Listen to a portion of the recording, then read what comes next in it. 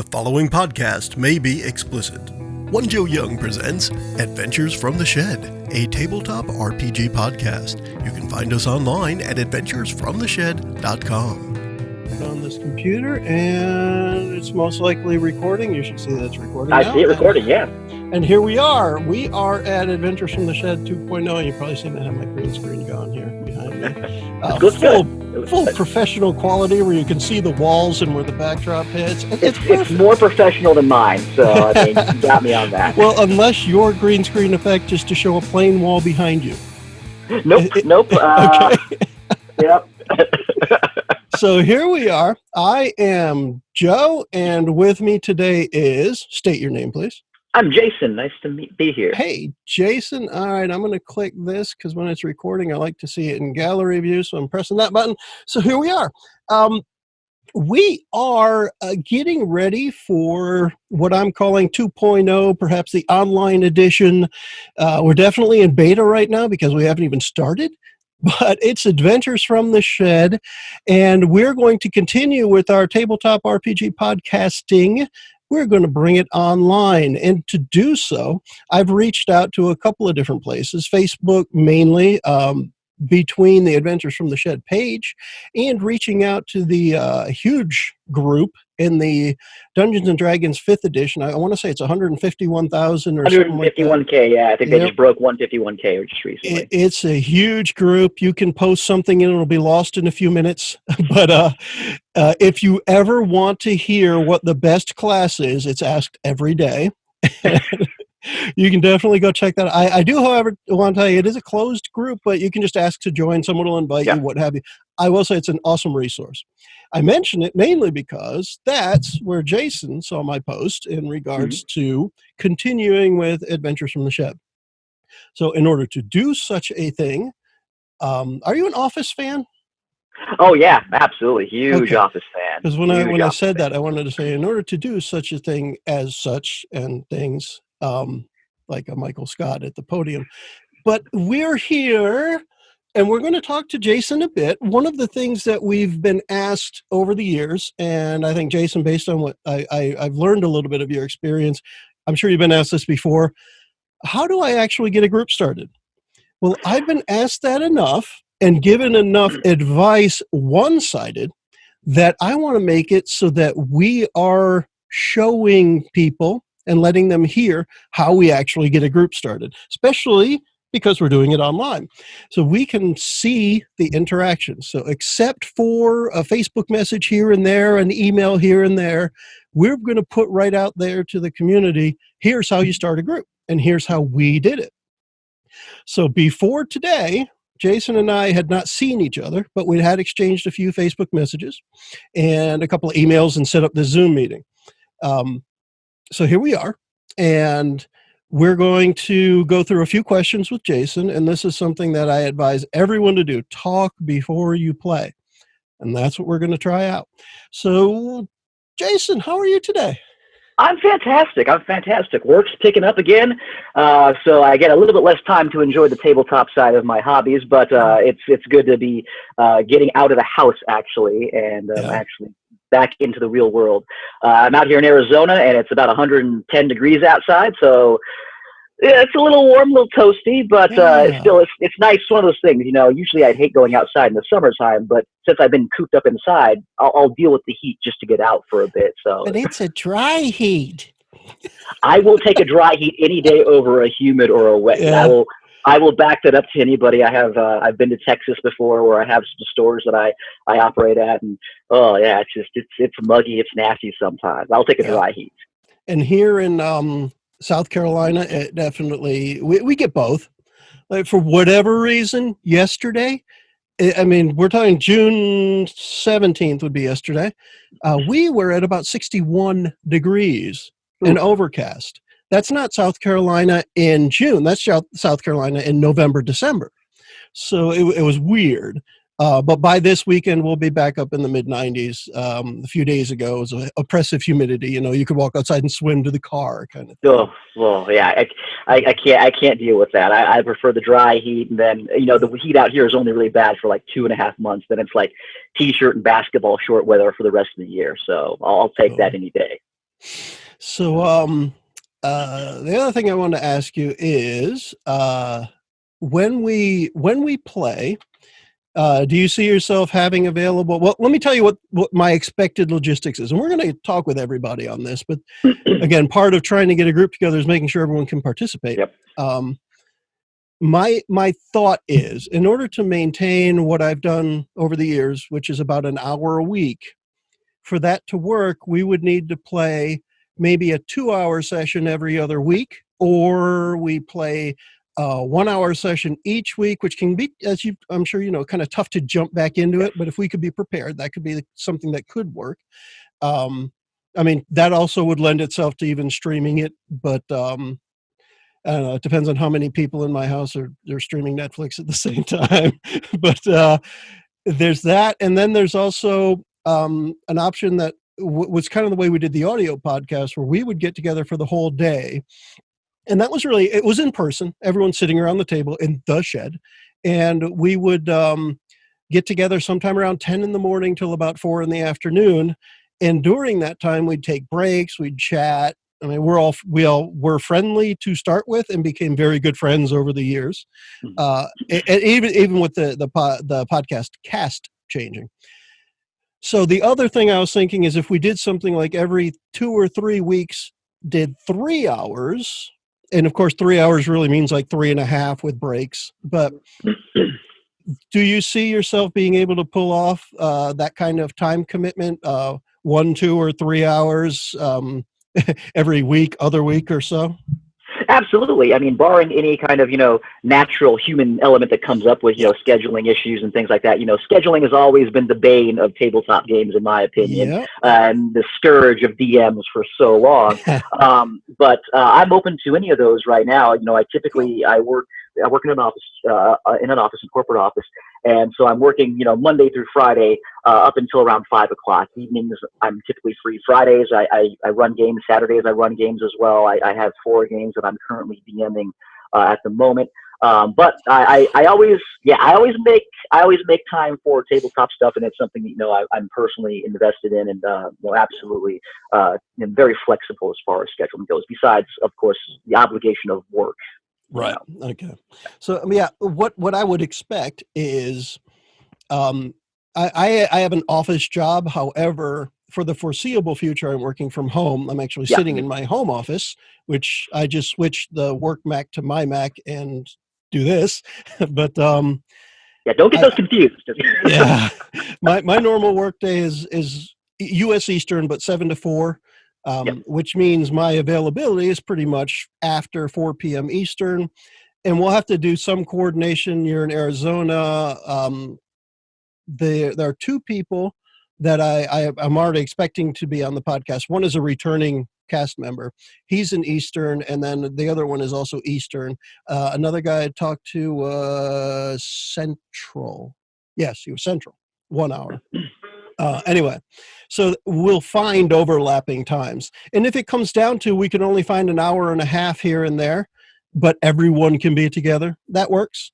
But I'm shooting my ideal, especially when we want a more concentrated game that is podcastable, meaning not a lot of looking up rules, not a lot of sitting, waiting for somebody to answer something, no dead air. You probably notice I'll talk to fill in almost everything. But when we do that, I want to have usually 4 people at the table and myself, so 5 total. And with that, it allows that if one person's out, we can still do 3 players and a game master, and it still works out well.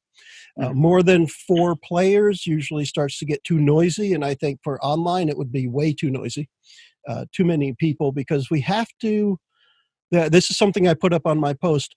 We have to know to shut up so we can hear the other people online. And that's a tough one when you're used to side conversations at the table. But if we can stay conscious of it, it's a good thing. I'm looking at 4 people, 4 players, plus myself. I would be running the game. We're going to attempt to start with a low-level D&D 5th edition. And with that, let me ask you, you're running, what did you say, 25 games right now? I think. One Is it day, 4? hopefully, I'll get to that point. It's 4, yeah, 4 Yeah. games right now. 2 of which are I haven't run in the past couple of weeks as obviously the country's reopening and some people are going back to work, but we're looking to pick those up again in July. So 4 campaigns in total, and yeah, I mean it's been a really rewarding experience running D&D, and absolutely in love with the hobby and addicted to it. So I'm down to make whatever time arrangements to make it happen because I DM a lot. I don't get a chance to play a lot, which is not always fun. The forever DM, as they always say. But I'm absolutely 100%, for adjusting schedules myself here and making sure that I can make myself available to the group because it's not just me and my schedule and causing issues and things like that. I want to make sure that everyone get together at the table and play and have fun. So yeah, absolutely, that schedule sounds fine, and I fully can commit to that. And I'll make sure that my other games are fully aware. Most of my sessions that I DM run around 3.5 to about 5 hours, depending on the night. And so, as long as I can balance all those out, yeah, I'm 100% open for it. Sure. So that brings me to, with that many different things going on, I'm sure you've experimented in different game systems and different types of games.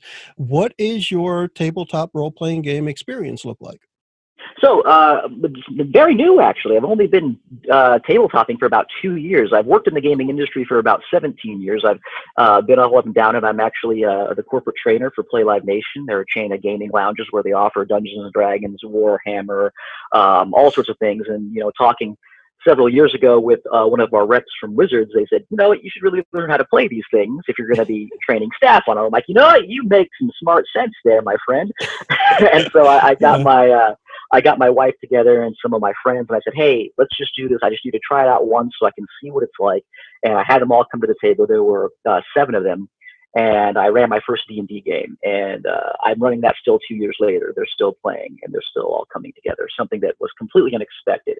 I'm learning Undeadwood right now, which is a different tabletop system in the Weird West. And that's very unique. I like it a lot because it seems to have a little bit more role play opportunities that are different as far as setting, and because of the theme of the Weird West, I'm not seeing these typical tropes that I'm used to seeing DMing Dungeons and Dragons for as long time. But yeah, I've been learning that. But again, Warhammer, Dungeons and Dragons, and Undeadwood would be pretty much my experience here. I dabbled in a few other ones, but nothing I would say that would make me an expert or relatively knowledgeable on them to a degree. It's okay not to be an expert. Definitely. Yep. But what, looking through the systems that you've played, expert or not, and any systems you've seen played, what mechanic do you like out of any specific system? Well, I mean, quite honestly, Dungeons and Dragons is the one that I absolutely love the most as far as mechanics. The mechanics don't get in the way of the game, and it's explicitly stated, even by the developers and the creators at Wizards that, the game and the fun should come first. Warhammer, for example, has a ton of mechanics in there with the dice rolls. I mean, you can be rolling 600 dice in one attack. And that's a lot, and especially for new players. And, Dungeons and Dragons, for me, the mechanics that I really love are the fact that they made it easy for the DM to make rulings without having to, page, okay, I gotta look at this here. Where's my 15th book? You bring it over here. You don't have to do any of that kind of stuff. You can simply make that ruling, and you can, again, talk with your players about it afterwards. I always say to the DMs that I teach at my position right now for our stores is make sure you have those sessions where you tell them, hey, I'll make a ruling just to keep things moving. That way we don't get hung up on fighting with the rules. It's not going to derail the game. It's not going to ruin something. And we'll talk about it afterwards. So for me, the favorite mechanic is the fact that they get mechanics out of the way to a large degree and allow creativity, allow fun role play, and that kind of rule of cool to really take center stage in the actual game. Yeah, And that's a very good point, because that's one of the things that I tried to mention in the post that I had made. I know I've done this in a couple of places. I think it was a copy paste, so I'll probably remember it right. But the idea that when we play, I was calling it a fast-paced 5th edition D&D. If something comes up and we need to look it up because play cannot continue, we'll make play continue, and then afterwards look it up. And I don't even necessarily go back and say, all right, well, it should have been this way, so let's go back and fix it. I say, no, just next time it comes up, let's try and remember that. Because I don't want to go back and say, well, you really should have killed him in one shot, but we just spent 3 hours on a combat. That was a lot of fun. I'm not going to go back and say, all right, he's dead. Nothing just happened. And that's unfortunate. So that's one of the things that I definitely like doing is just pushing the story forward. You mentioned in the Undead Wood that it focused or gave you more freedom with the role-playing aspect. And for me, that's the key. There's another game that we've played a fair amount on the podcast. It is probably my favorite system. It's called Dungeon World. A few years ago, they won some awards. I want to say 4 or 5 years ago. But that's how I first saw it, first heard of it. And that game, the entire rule book is like a paperback that's about this thick. And it's all based around pushing the story forward. It is, what do you do next? And you say what you do, and it's only at one point, at a point where you're doing something that requires some randomness. And to be fair, D&D and most systems are like this. It's only when you get to a situation that requires some sort of suspense, some sort of randomness to it. But if you're just going to open the door and the door's unlocked, you don't have to roll a perception check to find the knob. Yeah, you really don't. The door's open, you're through it. Let's look at what's on the other side. So yeah, I like that you mentioned that, because that's something that we'll definitely be doing. Excellent. As far as the genre, I imagine Undead Wood being the Weird West. You've played enough D&D, so the medieval fantasy or whatever we want to call it. What kind of genres have you found exciting when playing or watching somebody play? Oh, easy. That's easy. I mean, for me, I'm a huge nerd, and I love Teenage Mutant Ninja Turtles. Oh yeah, absolutely. Right here, all day, all day. Yeah. But space for me is it. When I went to college, I majored in astronomy and stuff like that. So I love that. So anything space-wise, I absolutely am hooked into. I've watched Star Wars campaigns that have been taking place and that have been adapted into the D&D universe and other kind of game systems. Starfighter, obviously, I've watched some of that here, and I'm looking to hopefully run those in the future here once I get more comfortable with the actual mechanics of the game and how it works. But yeah, space for me, that's the ultimate setting. I absolutely love the sci-fi. I love the idea of exploring that, vast unknown, that, there's just so many opportunities for life, and that there's so much emptiness and so much deadness to it as well. That's for me, my personal favorite style of genre. I'll argue to the day, I'm a big gamer as well, that Mass Effect was one of the best series of games that have ever released, even though the ending to number 3 was heartbreaking, and I was one of those people who blew their lid a little bit, maybe a little bit undeservingly towards BioWare, but it's because I was so invested in that universe, and that's the power of games, though. I mean, the fact they can make you feel just so many different emotions in this setting. It's truly, why I've worked in the gaming industry for as long as I have. So, but yeah, space for me, definitely. So on the podcast, we have played 2 of the Star Wars boxes. I think it's Age of the Empire, or Age of Rebellion, and Edge of the Empire. I was going to mix those together. We played those. We've also played Star Trek Adventures, which is set in the Next Generation time frame, which is actually my favorite. Not that I'm not a fan of Star Wars, but there's hundreds of hours of Star Trek Next Generation, and as far as canon goes, there's a lot less time of Star Wars to watch, and there's a lot of stuff to enjoy, for me at least, as well, when it comes to a space game, because of that unknown. Now, granted, when we're talking about an RPG. Everything's unknown until someone says it, but I do the atmosphere does make a difference, or lack of atmosphere in this case, right? Yeah, absolutely. The ability to go somewhere where you wouldn't have thought of what it was to begin with, because we all have preconceived notions, even for something that you would call the Weird West. All right, weird and Wild West, we've already got an idea of what that should look like. But when you say space, except for the pale blue dot and these pictures of the cosmos that are, still blurry 25 years after the first ones were taken or whatever, it's still, we don't know what's there. And, we're hopeful, and movies show us so many different things. I definitely like that idea. So, Absolutely. you've already inspired me that we'll probably end up playing something space at some point too, because I'm I all really for enjoy it. it. I'm Cool. all for it. And again, it's so vivid as far as what allows for the imagination in space, because you're talking, unlike the medieval setting, the high medieval setting, even high fantasy, there are still expectations and tropes that you can fall back on. Whereas space, you can go to an entirely different planet that is completely changed on its gravity from top end to bottom, and that in itself, that one little mechanic, can make for some really interesting storytelling and exploration.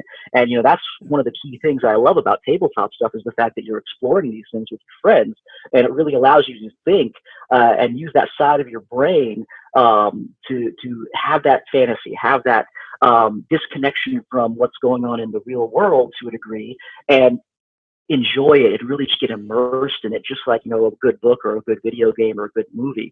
And for me, space, I've also been planning some things in my off time to, like, oh, this would be really cool to have this planet here for an adventure. It's limitless opportunities, and my opinion, as a sculptor of the universe, it gives you just way more options to a large level than a Weird West, high fantasy, things like that. Yeah, when we talk about the high fantasy type game, to get to there, essentially a wizard has to do it, right? Yep. Yep. I mean, you can get all those places, but somebody had to do it. So that actually made me think, between that and what you were saying about the possibilities out in space. I'm curious of your opinion between things like high magic, low magic, high tech, low tech.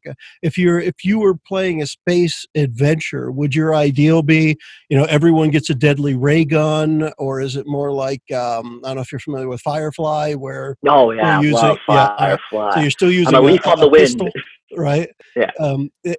Where along that spectrum do you think you fall? Well, I personally would fall under the, getting out of the revolvers and that kind of stuff. There's anything wrong with it, because again, I'm a huge fan of Firefly and Serenity. I think they did just a phenomenal job. Show ended way too soon. But I personally, when I think of going to space, interstellar travel and things like that, I really just hook onto, myself personally, the lasers, the ray guns. Now, I'm not saying that everyone should have these things, because that would just make them all dull and generic. I want them to have meaning behind. How did I get this ray gun? Is it something that I stole? Is it something that I had from the military? What, just like any kind of RPG, you build a backstory for it. But for me, I would lean more toward that Star Trek-esque style of technology, and that's simply because I feel that it also gives that element of magic to the universe. Whereas, again, we don't understand how does a transporter work? Well, technically, it's magic to us right now, because there's no way of actually doing it. So for me, it would give that element of being able to do that, and it gives me, as a person who's building the world, the ability to let the players do things that would be maybe outside, normal technological means and things like that. But I'm a fan of both. But for me personally, I would latch more onto building something along the lines of, that lightsaber, the phasers, those kind of really cool, iconic weaponry that, players would really get excited over finding or seeing and actually being able to use in game, versus, say, an old school revolver, a pistol, a rifle, or something of that magnitude. But that's You're just still me going to personally. land on a planet that has those old Oh yeah, weapons as well, absolutely. right? I mean, gunpowder's still got to be useful to somebody somewhere. Absolutely. And then again, you're going to land on those planets that they don't have the guns at all, and they have spears, and a spear is still deadly. It's still dangerous to you, regardless of what you might have. So yeah, I mean, that's why I absolutely love it, because you get just varying worlds, varying levels of culture and society, which is very unique for a player who would potentially be coming from an elevated essence is I have technology, I have intelligence to travel the stars, to I'm going to a planet where they look to the stars as gods still, and they have no idea what it means. They feel the earth maybe still is flat. You come down, how do you react to those people? Do you even react to those people? And, how do those people react to you, this spaceman or woman coming down? So I think it just leaves that stuff. But for me, I really like the phasers. I love the stuff, Mass Effect, again, I'll call that game out. That's one of my favorite series. If you read the codex, and I might be one of the few people who actually read the entire codex of this, it gives out, how the FTL drives work, how their metagel packs work, and it releases a flood of, fluid into it. I mean, it's really crazy stuff, but me personally, I'm a nerd like that. So that's what gets to me. So that actually makes me think of another question. When it comes to a character, do you want to see? And we're again, the plan is a D&D 5th edition, so you're familiar with that. Absolutely. But do you want to see all of those skills and proficiencies? Because I mean, the way you just described that is knowing a lot of the details, liking the recipe as much as the cooking kind of thing, and do you like to have those numbers in there? Are they just not as important? What do you feel? I guess the real question is number crunching. Where does that fall in for you? Is it important that you have the highest perception in the group because you want the highest number? Or is it you just want your character to be more perceptive, that kind of thing? Yeah, no, the numbers for me, I always, and I've said this, I've said this in the D&D groups and stuff that I'm a part of as well. I'll take a flawed character over stats any single day of the week. And, I might build a character out that I want to be a captain and things like that. But the numbers for me, I don't like to min-max, and I don't even like to encourage my players to dump all their stats into maybe that one particular thing, because your character is going to grow, and you want to have that room to have that adaptation. Maybe he starts off wanting to be a space captain, but his first dogfight goes horribly awry, and now he doesn't want to. He is nervous. He's timid. He's like, he gets into this hand and he puts his hand to the wheel and it shakes, and he's like, I can't get it behind the wheel anymore. Now I'm going to switch over to maybe science or engineering or something along those. So for me, not necessarily. I do like to have my players be able to have characters that they can play, which aren't like ones that are horribly underpowered or their stats are just completely wrong. And I've talked to players about that before, and I've gotten their opinion as far as why they were wanting to put this stat here when it might not make sense. And maybe they had a very valid or logical reason for it, and I've let them do it, obviously, and they've had fun. But for me, the numbers aren't the end all be all the game. And, I'm not a big number pusher when it comes down to building out a character. Build it the way you feel it should be built. Build it so that you can have fun and enjoy playing it. Because you might be able to build that tank, but if the tank is not fun to play, then why bother? Why do it? Why invest hours of your life into this here when you're not going to get any kind of enjoyment or any kind of growth out of it as well? That's the big thing for me. Cool. Now, as far as, so we're going to talk about characters a little. You mentioned a tank. There's all the different tropes, of course, you mentioned earlier as well.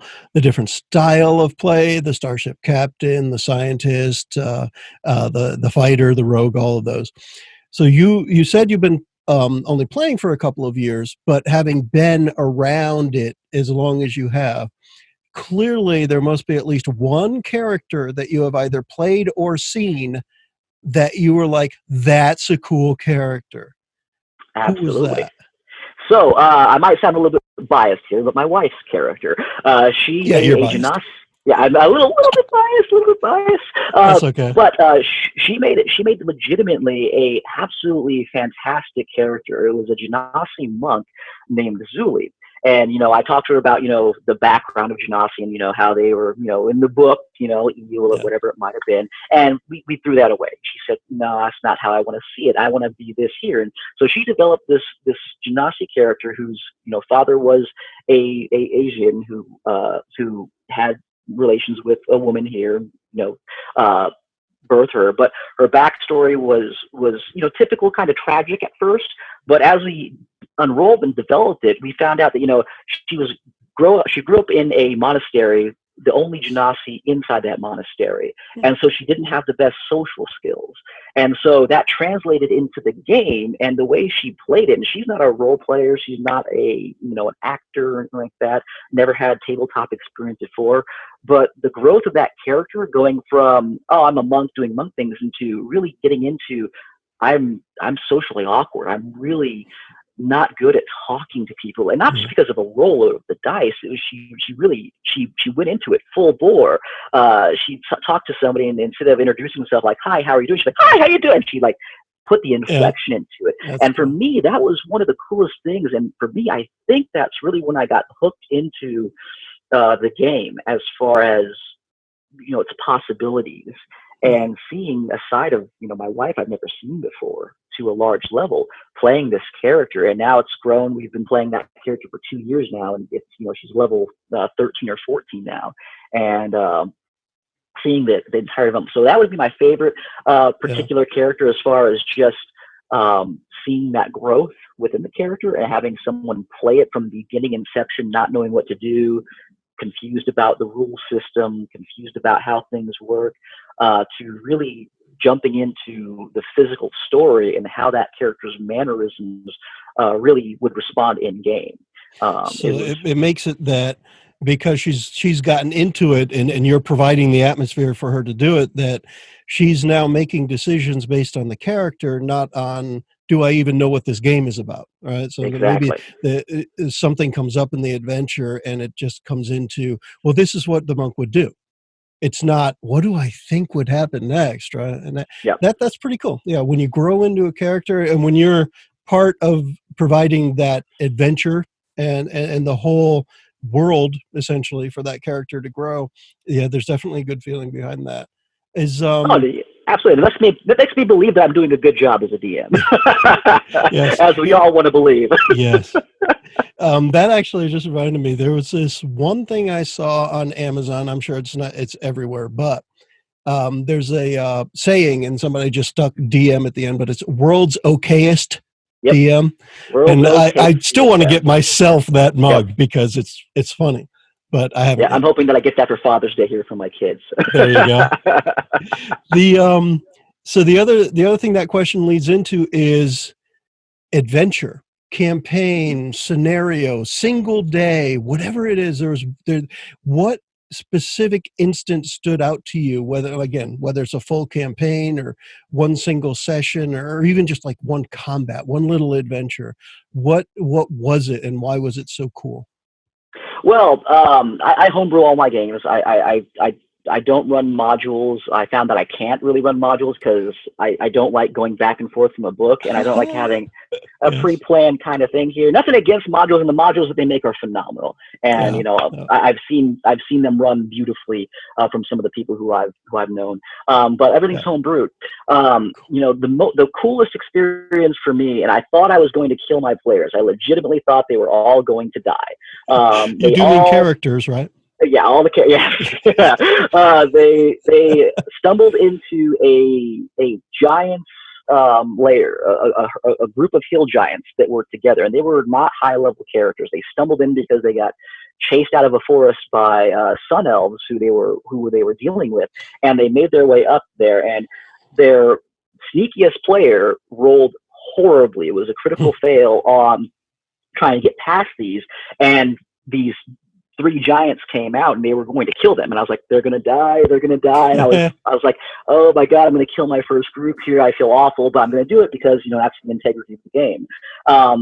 But the Dragonborn and the monk who was in the group, they were able to convince these giants that they were actually the giant's deity. And they were taking the form of this boulder who they had around there as a show of strength, to come down and command them to help them do things. And I didn't even really have them roll for persuasion on it, except for once, because what they said and how they said it was so good. It was so good. And that's something that, I feel as a DM we should do more. When they tell you something and it makes sense, it sounds good, and it's that rule of cool, don't have them roll 17 times to see if it hits. I had them roll once, to see if, if at the end of the thing they would help them, and they did. And to this day here, it's one of their favorite memories in the game when they're talking about it. They still call my one player, they call him the Boulder King because of what he did and how he was able to save the group at that one point in time from these hill giants that were going to really smash him there. I mean, looking just number wise and, action economy from both parties, there was very little chance that they could have probably survived. But it was a really cool experience. And that's one of the fun things about D&D and adventuring is I have no idea what's inside these people's heads at any point in time. So that's one of the things that I personally prefer to homebrew. When you were mentioning earlier about not running modules, I would encourage you to try at some point, especially if you have a new group. Try the D&D starter set. Oh yeah, absolutely. It's oh my gosh, it's so darn good. Yep, I actually had I DM for a lot of new people, quite honestly, here, because it wasn't common amongst my friends to play Dungeons and Dragons, and I've been hooking them into it. I convinced one of my wife's friends to come down, and she is not a gamer at any stretch of the imagination. She played the first game, and she was like, "This is freaking awesome." She went out to Target, she bought the starter kit, she bought her first dice set, and she's running games for her kids now and her husband and everything. And she says, super easy. So the starter set, from what I hear and from what I personally have heard feedback from, is absolutely 100% run it if you're a brand new DM. Even if you're not, because one of the great parts about it is when we talk about rules, there is, I think it's a 64-page book that comes with it, and half of it is rules. That's about it.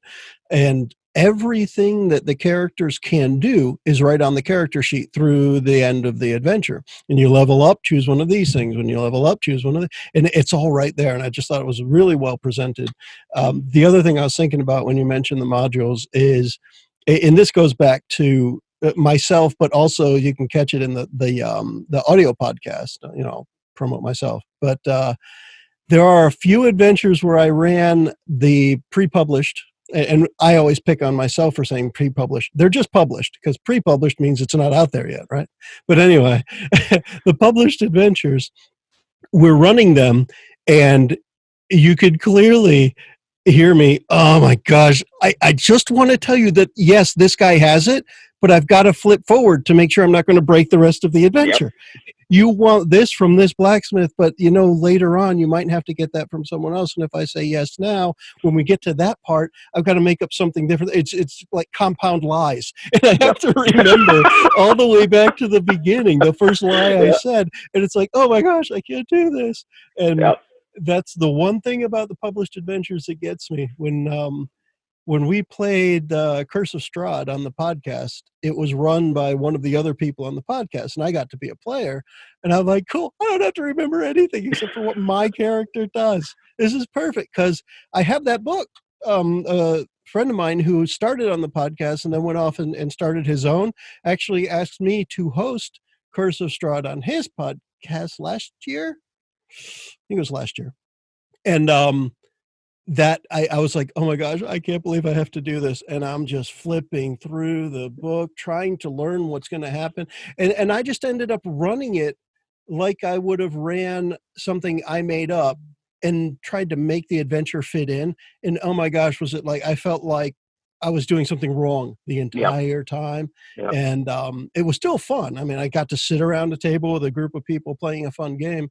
That's great. And it made me feel like I'm way too enclosed in the cover of this book. I can't get outside of the cover. I know I can, but what happens when I get outside the cover and they have the sun sword, which they needed for part of the adventure, and right from the beginning, I described it wrong, and then we look in the book and it's something different. I'm like, well, crap, it's going to be what I said now. Yeah. Like, damn it.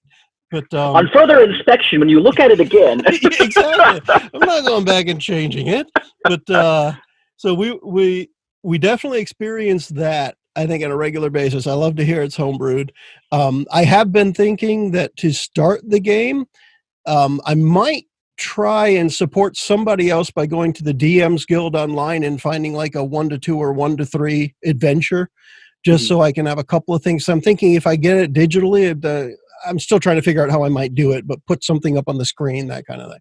Anyway, that's something that we might do. I'm more likely to just homebrew it, but in another session, I'm sure we'll talk about how we're actually going to handle characters and dice and stuff like that. I don't think anybody I've talked to yet is a virtual tabletop guru. I could do it. I'm an IT guy. I know how to do these things, but I don't want to do it while I'm running the game. I'd rather have somebody else take care of the interface while I actually run a game. I switched over to my games since we had to run them all since quarantine, all that kind of stuff. We use a Zoom kind of meeting as well, and I have 2 cameras, and I still use an actual map with figures on there versus actually doing a virtual one because I'm in the same boat.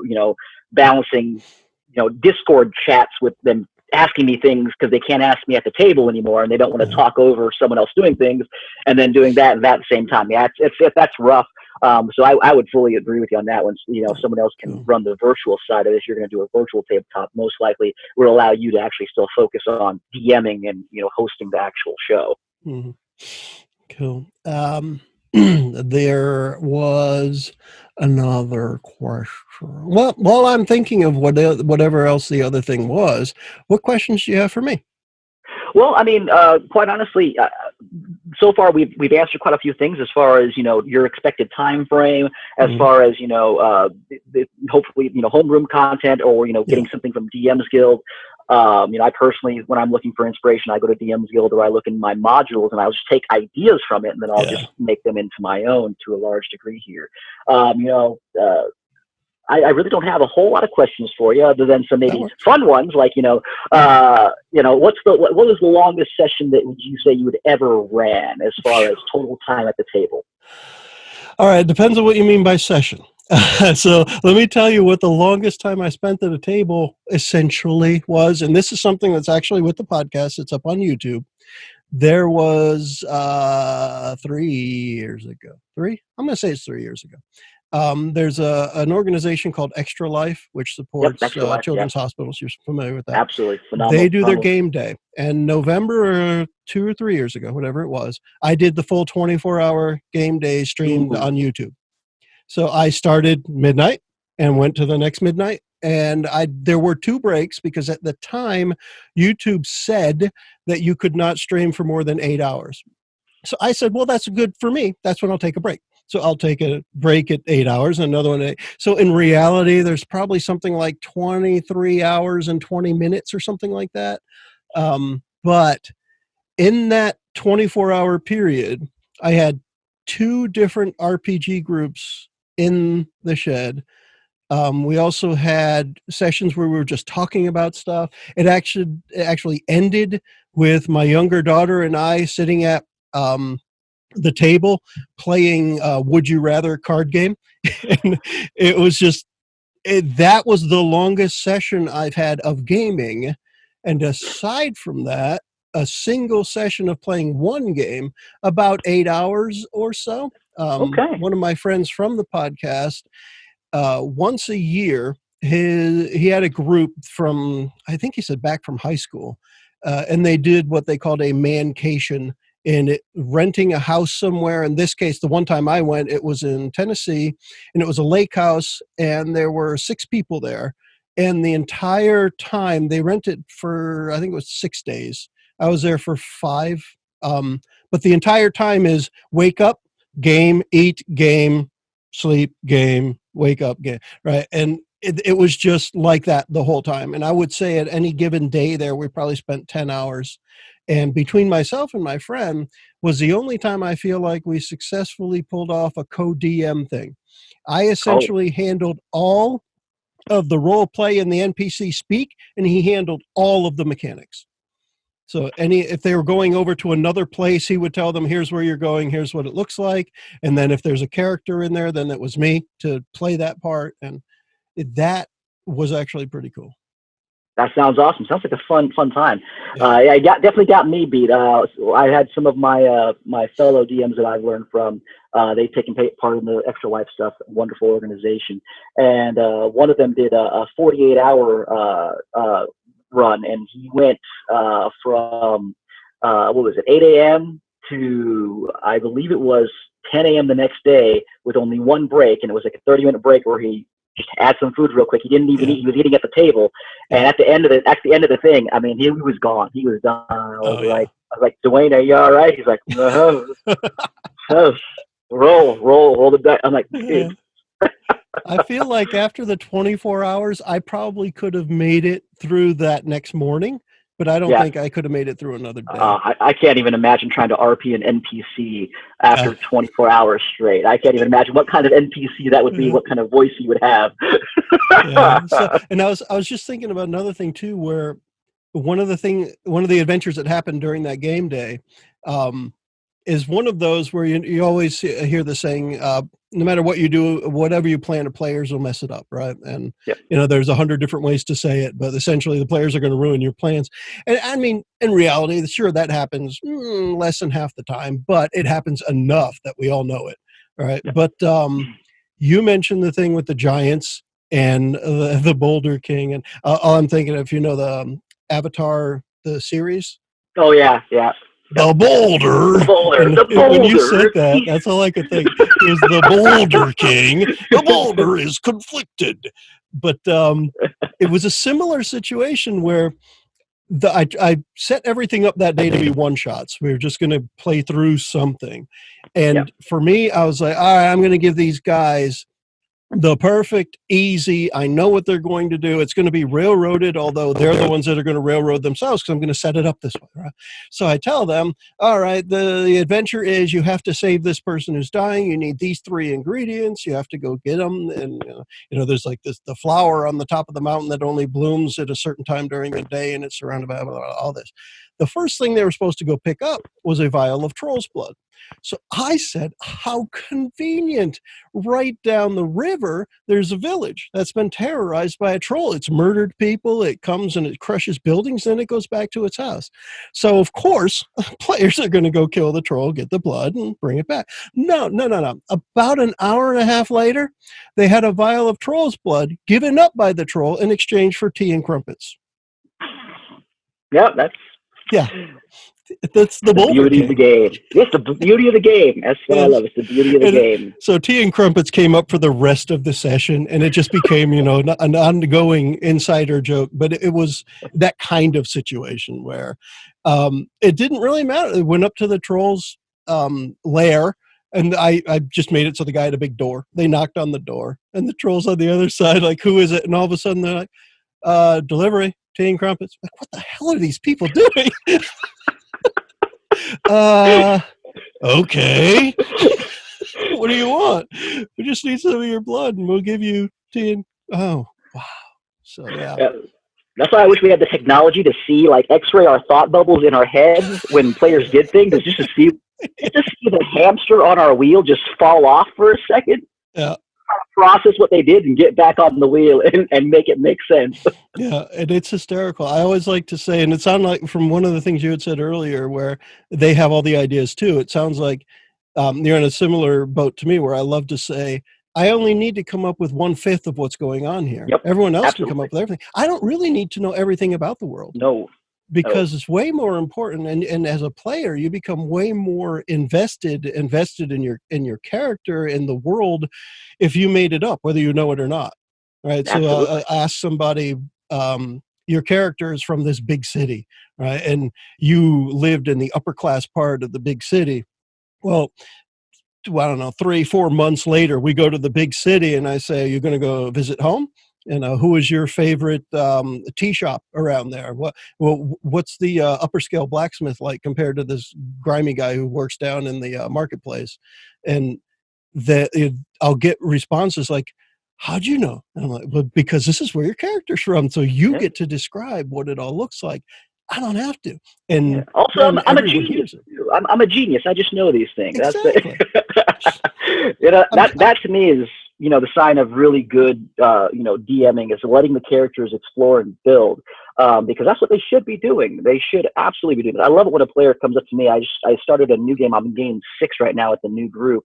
And the one she plays a fallen Asimar, and she has a background where she was raised by gnomes in this secret gnome society, and they build things across the world and all these things like that. And I'm like, that's great, let's do it, let's run it.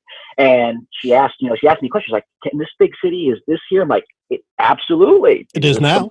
It is now there by the magic of the game. It's there now, and so we're being able to explore that with her now in the game. And I get messages from her through Discord and things like that, and just invested in what's going on with the character. And her group messed up a mission that they were invested in, and she had to go face the repercussions. And when I see a player on the screen and she's like, "I'm so stressed right now," I'm like, I'm doing a good job. And it's not just because I made the story; it's because they are invested in it, because they made it. They took a large chunk in molding what was around there. And that's what we really should be trying to do as game masters or dungeon masters. Yeah, I like the old. So I think it originated maybe in improv or wherever, but the yes and. Yes and, yeah, improv. And it's the idea of somebody says, "All right, is there a chandelier in the room?" Yes. And what are you going to do with it? Yeah. Because the only reason you're asking me is because you had an idea. Let's run with it now. I'm not going to say, "Yeah, and it's crystal and it has candles on it and only one of them's lit." I'm like, no, yes. What are you going to do with it? Just, let's find out. Are you going to swashbuckle away here or what? So that's definitely a good thing. And it's building on letting people get into the world that they're seeing.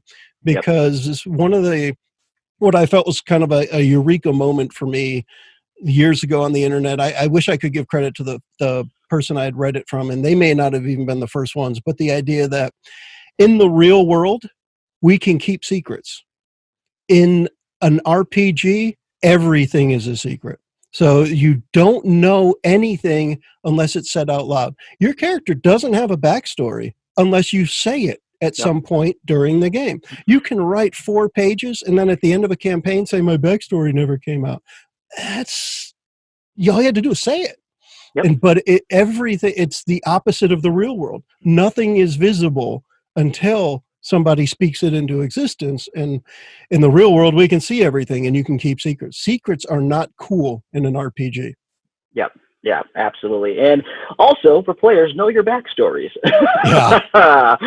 Just make it simple and make it up as you go, for that matter. But well, I had a player, and he struggles with RP, and he's still playing, and he's gotten a lot better. He's definitely progressive. But I was trying to get him more involved in the RP by he sent me his backstory, and I was like, okay, I read it. I'm like, okay, pretty stereotypical. He's going after the woman he loves.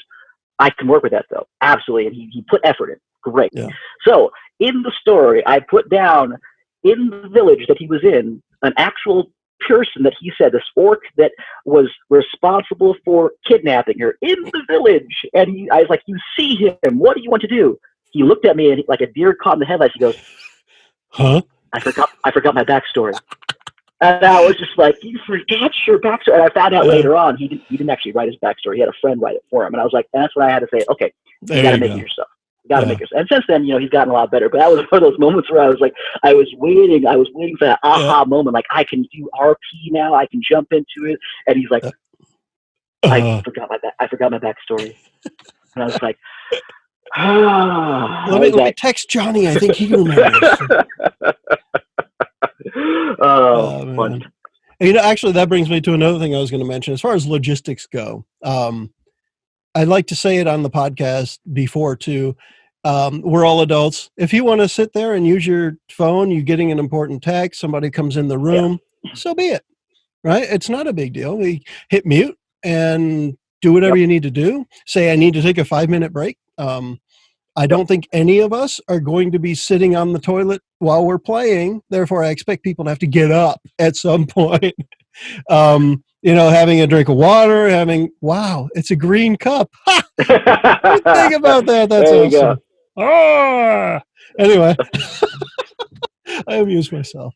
The reality is we all know. And if we need to take a break, we take a break. It's always good that everybody takes a break at the same time when we want to break in between an episode or whatever. But I just want to mention when I was talking about texting, I honestly don't care if you're doing that especially if there's a point in the game where you're like, all right, everybody else is going to do this thing, and I really need to go take care of this, so I'll be right back. Yep.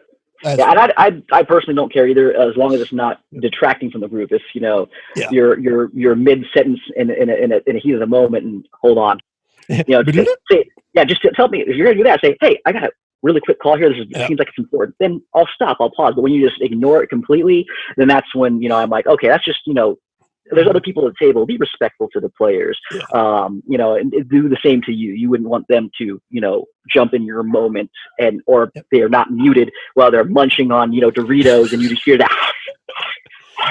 Because, playing online, it does take a different level of concentration and focus to a degree. And, because we have the wonders of the internet with us, and I can be doing something else, or I can be looking up something at the same time. So, I don't have a problem with it either. I just say, be respectful. And, luckily for me, I haven't had any problems with that at any of my tables so far. And so, I've heard some horror stories from some other DMs, but I mean, it happens. It really does. And there are just the times where you're looking at somebody thinking, you drove here to play this. Yep. Or did you really just want to come hang out with people? Because you don't have to have a character. If you really just want to sit around and watch everyone else play and do your little hobby, your craft, the thing you brought with you, go for it. Yeah, that's fine. Absolutely. With me. Yeah, and I've even. But if you don't want to, that's okay too. Yeah. I mean, I've even had a point where, behind the scenes, I had to ask somebody in the podcast, "Are you going to play?" Because we'd go through hours, and you'd hear 4 out of the 5 people at the table for almost the entire time.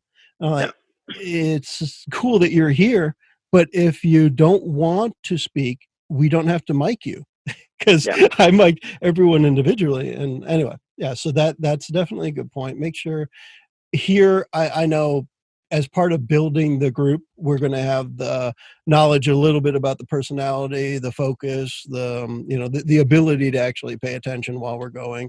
And that's good. So that's a good plus. And damn it, I'm getting too old to remember the last question. So I'm not going to ask you then. What else you got? Anything?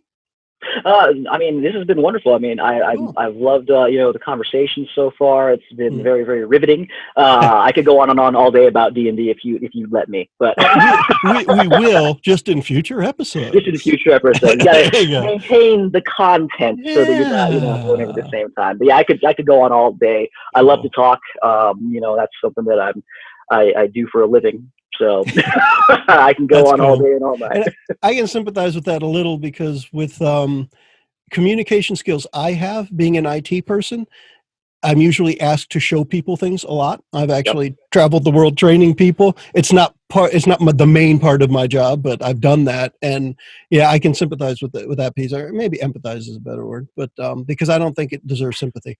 Sometimes it does. Sometimes. Yeah. But I like that aspect. And like you said, one of the things you do is talk for a living. And for me now, the latest iteration of my job, working from home, I'm talking less to people. And this is actually going to be a nice thing to get back into the podcast, talk to some more people as well. Absolutely. I trained my first class back from home here again. Because obviously, I'm from Arizona. We had another spike in COVID cases, unfortunately, because of reopening everything. So I'm still working home, but work's picking up. I had my first class, and I spent, I think, a good 30 or 40 minutes just talking to them about how things were versus actually training them on any actual content they were listening over. We ended up talking about video games for a while. We talked about a bunch of different things. And so, I feel you on that one. It's a nice reprieve to be able to have that interaction, whether it be, on camera. It's still interaction, and it's still something, has been sorely missed and that humans need. Yes. Yeah. We're a social creature. Absolutely. So I think we could probably wrap it up for now. Okay. I don't think, I swear I'm going to, as soon as I stop recording, I'm going to remember. I know it's not important. It wasn't like, what's your favorite color? But it wasn't, a key question. I'm sure it was softball and so, whatever. And I actually convinced myself I wasn't going to use, I have an iPad right here, and I wasn't going to use it because I couldn't get the screen to extend right, and I'm going to whine about my technical problems. But when it comes to the podcast, all the technical problems and successes have been mine because I'm the only one doing it.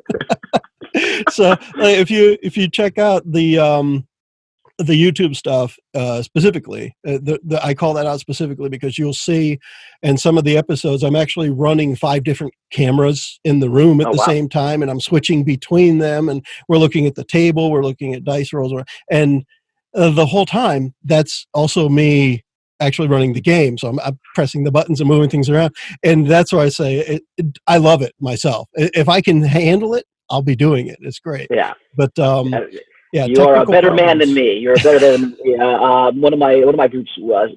He streams. He's a gamer. He wanted to stream some of our things, and since we're all joining online anyways, I was like, that's fine. So he's the one who actually controls like the little boxes that people are in the cams. I don't have to deal with that. So like I said, I mean, hats off to you on that one. That's you're a better man than I am. It's fun stuff. If you get the right equipment together to make it happen, it's cool.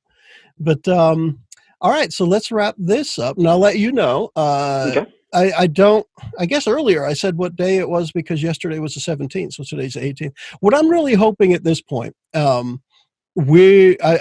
got 2 other people that I'm going to put on, do a recording of as well. Okay. And then what I'd love to say is by the end of next week, we should have scheduled our day 0 session where we all Sounds get good. together and talk.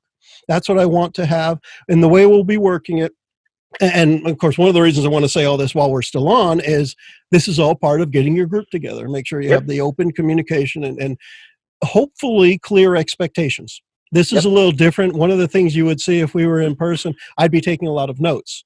I don't necessarily have to hear because I can actually go back and listen if I want to, right? But and then in a way that's cool. But I would encourage people normally if you're face to face, take notes. Yeah, it's a huge plus. Take notes. Yeah. So what I'll hopefully again by the end of next week, there'll be an email for trying to coordinate, and I'll start with an introductory message of. This is my email. Here are the 4 people that we're inviting to be here for session 0, and let's pick a time. Right. So we'll do that. I really don't know how long it'll last, but we're going to probably shoot for an hour and get that out of the way. And then during that time, plan out when can we actually play, who might want to play what kind of character, that kind of thing. That's what we'll try and figure out. Well, if it's anything like this, it might go longer than an hour because I know that we initially wanted to do what you said, like 30 minutes. Like, okay. I tried at least 30 so that when the people are listening to it on their drive, if they have more than a half-hour drive, I don't know. This is actually something I said in a previous one of these too, but I started this whole thing because I wanted to do something that sounded better than what I already was listening to. So I started listening to other people playing. And when I say sounded better, I mean literally sounded better. Most of the other ones I could listen to were really good quality playing, DMs. What they were playing was a lot of fun to listen to. I spent hundreds of hours listening, but I realized almost all the time, all right, so this group of 6 people sounds like they're sitting in a room that's 40 by 40 and they're using the laptop microphone and I can hear them, but why is it that only the loud person sits next to the microphone? So I said to myself at one point, I want to make it so that you can hear everybody. And I was mentioning earlier, everyone's mic'd individually. I would have 5 channels, and when we were done, if somebody I realized was quiet the whole time, I could boost the sound up before I put it into MP3. But anyway, all that aside. Well, it's absolutely true. You know, people, when they watch movies and stuff, they can forgive bad editing or a bad angle, but when audio is off, it takes them completely out of that moment and it completely ruins it. And so I completely get that audio is incredibly important, especially for me. And again, you know, that is the limits of technology for some people. Some people just don't have that ability, unfortunately. But yeah, I mean, I've listened to tons and tons of content, and sometimes that audio where somebody's saying something, oh, they're saying something. What are they saying? Hopefully the loud person will repeat it. Yeah, you jam up the volume, and then that loud person comes on. You're like, oh, okay, all right, let's turn it back down. So we'll be getting ready. Hopefully by the end of June is my hope. By the end of June of this year, we should all be together and recording whatever that day 0 session looks like for us, because I think it can be a little different for every group. But I'll put that out there, and hopefully again I'd say probably within 5-6 days, you'll be getting an email from me with the others on it, and we'll try and set up a time. Well, I'm excited to get it started here. And again, for everybody who's thinking about how to get a game going, it's easier than you might think to a large degree. You just have to, again, be able to, you can search groups in your local area. Out here in Arizona, I'm part of 2 different Facebook groups where they have group finders for people in the local area who want to play locally, and some who want to play online, some who want to play by post. But it's just getting yourself out there and, asking. And, if you're thinking about potentially being a storyteller, rope in some friends. I did that, and I have a game going for the past 2 years, and I've had a chance to see more of my friends and family members than I have usually seen. These I saw them on holidays. That was it. Or, on the birthday. But now I see them every week or every other week, depending on my group. Yeah. And, it's a truly rewarding experience. But it is possible, absolutely possible. Oh, yeah. And you mentioned the storyteller thing. That made me think of something else. A lot of times when people say, I don't want to GM because I'm too afraid. And a lot of times the advice is, don't be afraid. It's not that difficult. What I'd like to say sometimes, at least depending on the person, is, no, go ahead. Be afraid. Be afraid like before you got on the roller coaster. Absolutely. And then enjoy it like when you went back on it 5 more times that day. Right? Absolutely. Because there's plenty to be afraid of, but there's also plenty of excitement that goes along with it, the enjoyment. If you're thinking you want to do it, chances are you're going to be good at it. Yep. If you think you never want to do it, don't worry about it. Don't bother. But if you think you want to do it, there's a pretty good chance that you're going to be good at it. So go for it. Be afraid and take the leap. And if you weren't afraid of doing that, I would be honestly scared as a player, because maybe you don't have, you haven't put some time into it. You're just like, I showed up, let's play. What do we do? Who's your character? I'm Jason.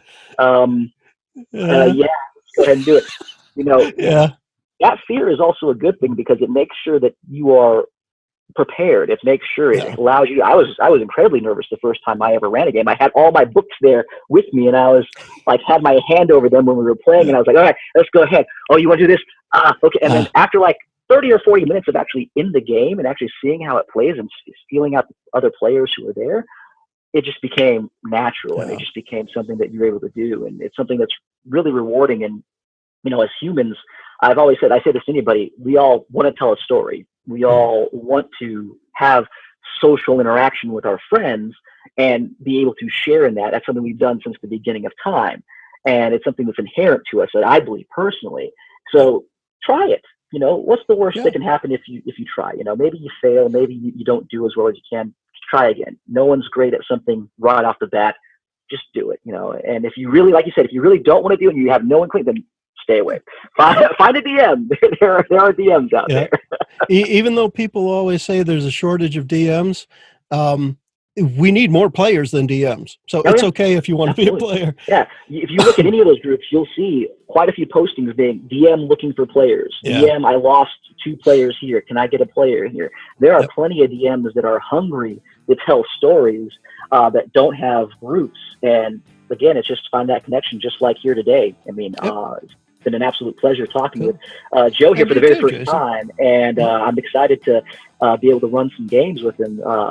All things, fingers crossed, everything moves forward as planned. I think it will. Again, I have no reason to think it won't at this point. But hey, I didn't think we'd have a global pandemic a few months ago either. Right. So, Yep. And I know that's taking it to the extreme, but we can now because it happened. Yep. Right? We don't have to make up a global catastrophe anymore because it happened. But cool. On that bombshell, I guess we can wrap it up for this time. Thank you again, Jason, for being here. Well, thank you for having me. It's been an absolute pleasure. You're very welcome. And we will catch up again very soon.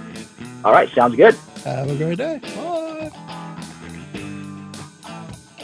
And the preceding podcast was brought to you by onejoeyoung.